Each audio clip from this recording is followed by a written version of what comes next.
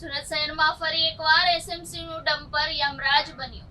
કતારગામ વિસ્તારમાં મોપેડ ચાલક મહિલાને કચડી મારી મોતને ઘાટ ઉતારી હોવાની ઘટના સામે આવી છે. બેફામ રીતે દોડતા એસએમસીના ડમ્પરે મહિલાનો ભોગ લીધો છે. કતારગામ વિસ્તારમાં સર્જાયેલ અકસ્માતમાં મોપેડ ચાલક મહિલાનું મોત નીપજ્યું છે. કતારગામ જવાના માર્ગે ગમખ્વાર અકસ્માત સર્જાતા લોકોના ટોળે ટોળા જમા થઈ ગયા હતા. રોષે ભરાયેલા લોકોએ પોલીસની ગાડીનો ઘેરાવ કરી ડમ્પર ચાલકને પકડી પોલીસના હવાલે કર્યો હતો. છેલ્લા ઘણા સમયથી ડમ્પર ચાલક લોકોને ઉતારી મોતના ઘાટ ઉતારી રહ્યા હોવાનો સમાચાર સાંભળવા મળે છે.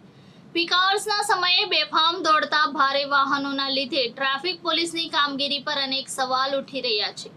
સુરત શહેરમાં ફરી એકવાર મનપાનો ડમ્પર યમરાજ બન્યો છે.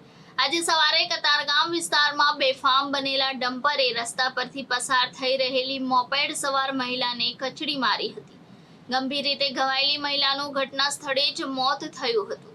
અકસ્માતની ઘટના બાદ પોલીસ ઘટના સ્થળે દોડી આવી હતી, જ્યારે રોષે ભરાયેલા લોકોએ પોલીસની ગાડીનો ઘેરાવ કર્યો હતો અને ડમ્પર ચાલકને પકડી પોલીસના હવાલે કર્યો હતો.